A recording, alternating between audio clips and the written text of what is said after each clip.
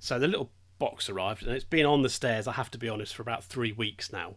And I thought, well, you have to, because it's a blood sample, you have to get it into the post, and it has to go next day. And you can't have it kind of sat in a post box waiting for the postman to pick it up. So you have to take it to a post office. Well, with COVID and everything, actually getting to a post office when you're actually isolating and whatever, it becomes an issue. It becomes a bit of a pickle, shall we say. So this weekend, last weekend, I said, right, I'm definitely going to do it. Talked about it on the radio. Monday morning came, I had the day off, and I said, right, I'm doing this blood test. Got the blood test kit out, open it out, and you get a little vial. You get 3 prickers. Why do they call them prickers? You get 3 prickers, some swabs and some bits and pieces and some cloths and stuff. So wiped my finger, and it said use your ring finger on your non-dominant hand. I was like, right. Oh my, which one is that, for God's sake? I know which is my non-dominant hand, but which is the ring finger? I'm not married. Well, I should be married. I'm not. Which is my ring finger? Panic. So I had to ask Deb. Deb said it's that one. I went, okay, fine. Duh. It's the one you've not put a ring on. That's the one. It's exactly what she said to me. Yep. It's the one you're owing me a ring for. So I said, okay, well, that one. But which one is... Anyway, so I have to wash my hands. I have to leave my hands in hot water for 2 minutes or thereabouts to help get the blood flow. Help get the blood flow, it says. I thought, it's going to be difficult. So I put that in for 2 minutes. Came out of the bathroom. Now, this is my first mistake. Instead of doing it all in the bathroom, I came out and went into the bedroom where it was all set up. I got my pricker, and it says apply to the finger and press the button. And you know there's going to be pain. So you press it to your finger and you think, and it took me about 7 minutes to be able to press this blinking button, right? Because every time I went to press it, I thought, oh God, that's going to be painful. Because I do blood tests for diabetes, so I know how painful it is. And this is a bigger needle, so I thought this is going to be really painful.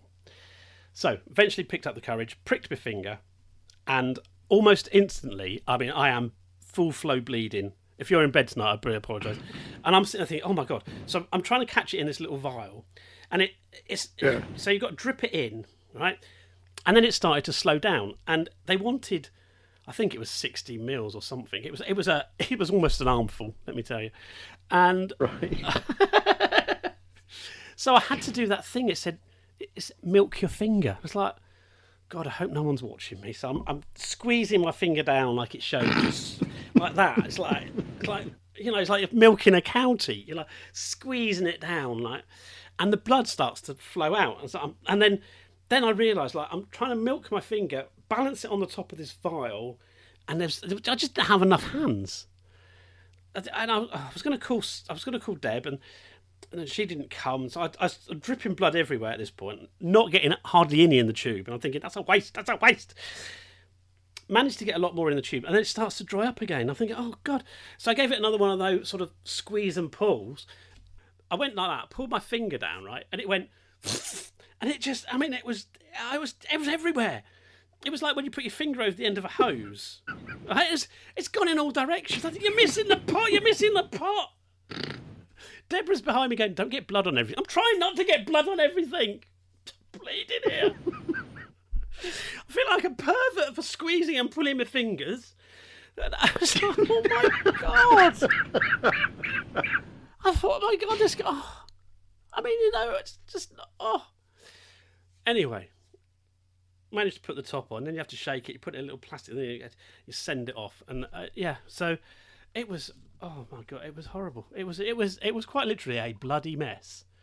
And, Do you know, it comes to something when you can't even do something as simple as that without causing a mass mess. Well, you know what I'm like. I mean, it's that pretty much. Like I said, it comes to something when you know someone who can't do it. Yeah. That's what Deborah said. She says, for goodness sake. She had to do a similar thing when she had a sort of a COVID test come through the post, antibody test, as just one of the UK's many to try. And she didn't make half as much mess as I did. And it's like, although I had to use the pricker on her. I'll rephrase.